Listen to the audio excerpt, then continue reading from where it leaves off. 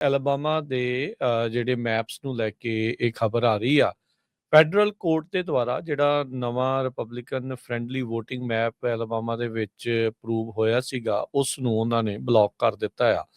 3 ਜੱਜ ਦੇ ਜਿਹੜੇ ਪੈਨਲ ਨੇ ਕਿਹਾ ਆ, ਕਹਿੰਦੇ ਵੀ ਇਹ ਮੈਪ ਇਸੇ ਤਰੀਕੇ ਦੇ ਨਾਲ ਡਰਾ ਕੀਤਾ ਗਿਆ ਸੀਗਾ ਵੀ ਤਾਂ ਜੋ ਜਾਣ-ਬੁੱਝ ਕੇ ਜਿਹੜੇ ਕਾਲੇ ਮੂਲ ਦੇ ਵੋਟਰਸ ਆ, ਉਹਨਾਂ ਨੂੰ ਉਲਟ ਇੰਟੈਂਸ਼ਨਲੀ ਡਿਸਕ੍ਰਿਮੀਨੇਟ ਕੀਤਾ ਜਿਹੜਾ ਉਹ ਜਾਵੇ।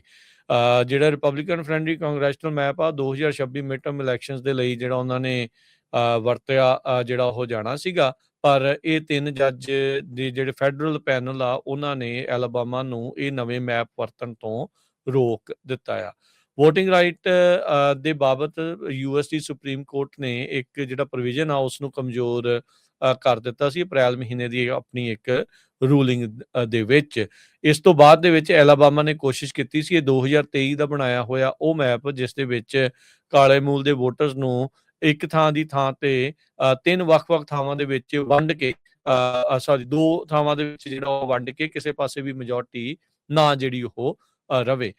ਸੋ ਜਿਹੜੇ ਜੱਜਿਸ ਆ ਉਹਨਾਂ ਦੇ ਬੈਂਚ ਨੇ ਇਹ ਪਾਇਆ ਵੀ ਇੰਟੈਂਸ਼ਨਲ ਡਿਲੂਸ਼ਨ ਆ, ਵੀ ਜਾਣ-ਬੁੱਝ ਕੇ ਇਹਨਾਂ ਨੂੰ ਵੱਖ ਕਰਨ ਦੀ ਜਿਹੜੀ ਉਹ ਕੋਸ਼ਿਸ਼ ਆ ਉਹ ਕੀਤੀ ਇਸ ਦੇ ਵਿੱਚ ਗਈ ਸੀਗੀ। ਇਹ ਜਿਹੜਾ ਜੁਡੀਸ਼ੀਅਲ ਪੈਨਲ ਸੀ ਇਹ ਬਾਈਪਾਰਟੀਜ਼ਨ ਸੀਗਾ ਤੇ ਯੂਨੈਨਿਮਸ ਡਿਸੀਜਨ ਇਸ ਦੇ ਵਿੱਚ ਆਇਆ ਸੀ। 3 ਜੱਜ ਦਾ ਜਿਹੜਾ ਪੈਨਲ ਆ, ਇੱਕ ਜਿਹੜਾ ਬਿਲ ਕਲਿੰਟਨ ਦਾ ਅਪੁਆਇੰਟੀ ਆ ਤੇ 2 ਡੋਨਲਡ ਟਰੰਪ ਹੁਣਾਂ ਦੇ ਜਿਹੜੇ ਅਪੁਆਇੰਟੀ ਸੀਗੇ, ਉਹਨਾਂ ਨੇ ਜਿਹੜਾ ਉਹ ਕਿਹਾ ਵੀ ਨਹੀਂ, ਇਹ ਜਿਹੜਾ ਮੈਪ 2023 ਵਾਲਾ ਹੈ ਇਹਦੇ ਨਾਲ ਤੁਸੀਂ ਜਾਣ-ਬੁੱਝ ਕੇ ਇਹਨਾਂ ਨੂੰ ਵੰਡਣ ਦੀ ਜਿਹੜੀ ਉਹ ਕੋਸ਼ਿਸ਼ ਆ ਉਹ ਕਰ ਰਹੇ ਹੈਗੇ ਆ।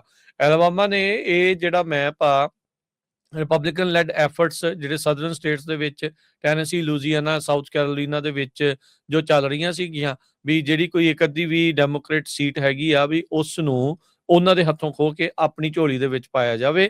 ਜੋ ਇਸ ਟਾਈਮ ਮੁਲਕ ਭਰ ਦੇ ਵਿੱਚ ਇਹ ਜਿਹੜੀਆਂ ਸਟ੍ਰੈਟੇਜੀਜ਼ ਦੋਨੋਂ ਹੀ ਧਿਰਾਂ ਜਿਹੜੀਆਂ ਉਹ ਅਪਣਾ ਰਹੀਆਂ ਹੈਗੀਆਂ ਆ। ਤੇ ਹੁਣ ਅਗਲਾ ਸਟੈਪ ਇਹ ਕਰ ਦਿੱਤਾ ਵੀ ਅਦਾਲਤ ਨੇ ਕਿਹਾ ਵੀ 2024 ਦਾ ਜਿਹੜੀਆਂ ਕਾਂਗਰੈਸ਼ਨਲ ਡਿਸਟ੍ਰਿਕਟਸ ਆ, ਇਹ ਆਉਂਦੀਆਂ ਜਿਹੜੀਆਂ ਇਲੈਕਸ਼ਨਸ ਦੇ ਵਿੱਚ ਉਹਨਾਂ ਨੂੰ ਹੀ ਵਰਤੋਂ ਜਿਹੜੀ ਉਹ ਕੀਤੀ ਜਿਹੜੀ ਉਹ ਜਾਵੇ।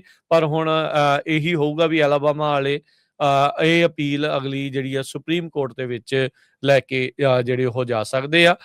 ਸੋ ਇਹਨਾਂ ਨੇ ਸੁਪਰੀਮ ਕੋਰਟ ਦੇ ਫੈਸਲੇ ਤੋਂ ਬਾਅਦ ਦੇ ਵਿੱਚ ਹੀ ਇਹ ਪੁਰਾਣੇ ਮੈਪ ਨੂੰ ਮੁੜ ਦੁਬਾਰਾ ਸੁਰਜੀਤ ਕਰਨ ਦੀ ਕੋਸ਼ਿਸ਼ ਕੀਤੀ ਸੀਗੀ, ਪਰ ਉੱਥੋਂ ਦੇ ਜਿਹੜੇ ਫੈਡਰਲ ਅਪੀਲ ਕੋਰਟ ਆ ਉਹਨਾਂ ਨੇ ਰੱਦ ਕਰ ਦਿੱਤਾ ਸੀਗਾ ਤੇ ਹੁਣ ਲੱਗਦਾ ਵੀ ਇੱਕ ਵਾਰੀ ਫੇਰ ਸੁਪਰੀਮ ਕੋਰਟ ਤੇ ਮੋਹਰੇ ਜਿਹੜਾ ਉਹ ਜਾਇਆ ਜਾਵੇਗਾ।